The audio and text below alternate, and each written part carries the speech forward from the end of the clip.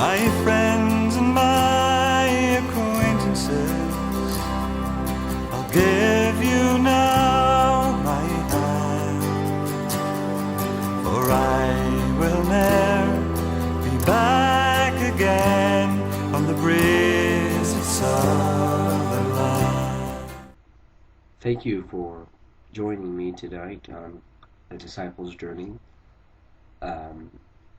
This is technically third episode, but I consider it my second episode, just because the first one was just an experiment on how I want to conduct the format of the show, and the second one, which I in my mind consider the first one, kind of introduced the show.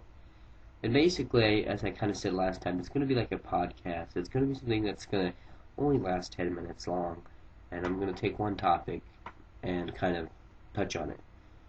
And to really start things off, I really wanted to touch different things, different subjects before I kind of go like a step-by-step introduction into orthodoxy, or a step-by-step introduction to into some of the things that I've dealt with and some of the things I still struggle with, and overall any questions or comments that get float to me, which you can go to the website at www.eastboundjourney.blogspot.com. I can't speak tonight. But as I kind of said yesterday, I wanted to have a show on, kind of title it The Full Solution. And I was explaining about when I was working at a retail store, that the whole slogan there is the full solution, meaning someone walks in and you want to give them everything, not just what they might want, but they need. And there is something within us when we are in the nature of God that we get both what we want and need. There is the sinful flesh that wants rebellion and destruction, but that's influenced by the evil one. And it's clear when you look in Genesis that he is responsible for injecting evil thoughts and devious thinking in our minds. But overall, man has a desire before our sin to be united with God, whether we know it or not, whether we falsely put it in other directions.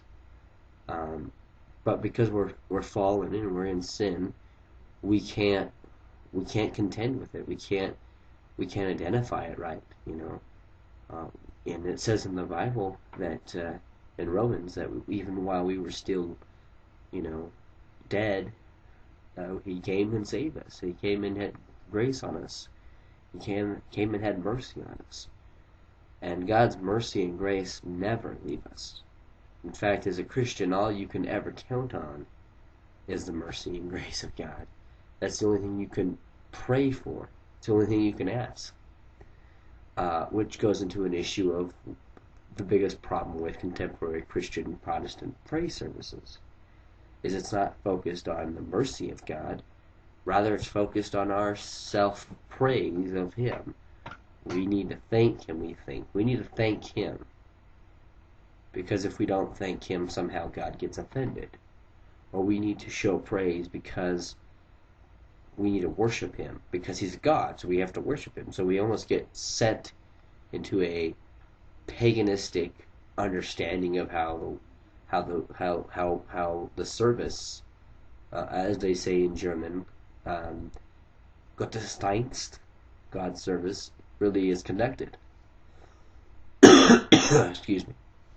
So one has to say, where do we get the full solution, which is what I'm naming this episode.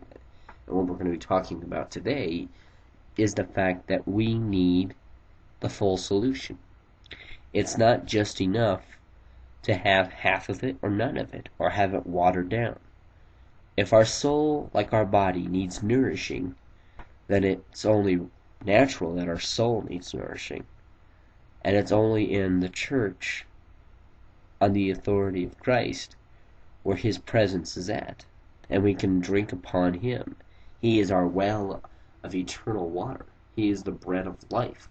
We go to church, as it is historically known, as a hospital. And why is it known as a hospital? Because we are affirmed. You see, we have a sickness, we have a disease, we have sin that corrupts us, and it continues to eat at us.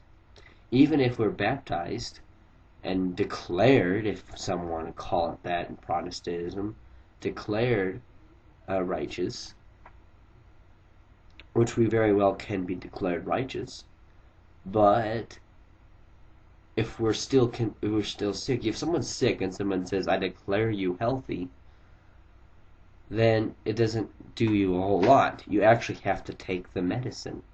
It's in the medicine that you get better. And Christ's body and blood is the medicine. His word is medicine. And that is offered freely through the church. So if it's about the solution, the full solution, we need to get everything we need, then there is no room to focus on anything else.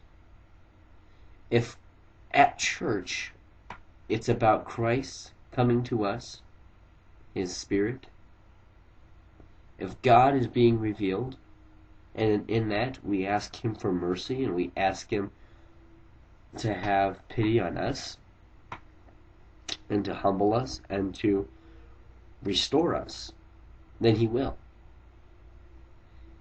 It's interesting when you look at an Orthodox perspective on this, because everything is based upon asking. God, let us, the prayers, there's many prayers you can pray. Lord, let us always be humble. What is it to always ask God to always be humble? When you're asking God, and if it's for your betterment, He's going to give it to us. He's going to give us what we need. Now it's goes back to Matthew. Ask and you shall receive. There, at church, we can ask for forgiveness of sins. We can ask for the sanctification of our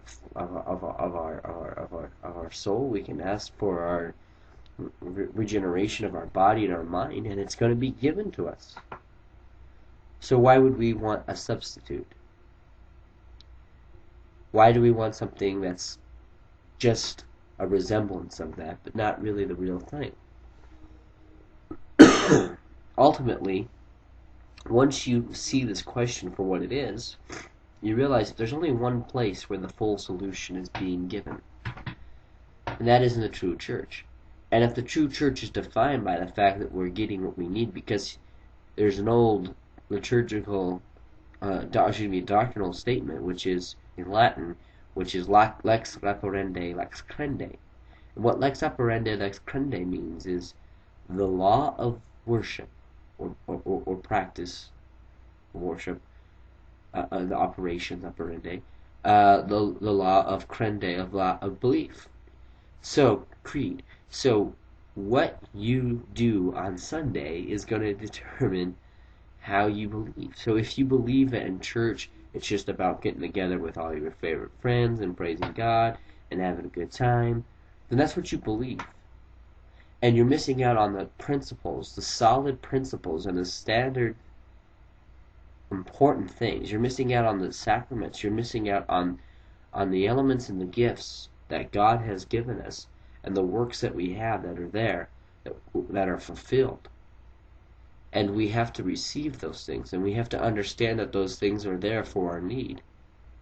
So it's important that we look at that. So as we continue on this show, I think it's important that we keep that in mind. I just introduced that to you now, just so you have an understanding of why it's vitally important. I plan on having more discussions about this in the upcoming time. But for now, I wish you the best. May God bless you and keep you. Thank you for listening to the Disciples Journey. This is John. Have a good night.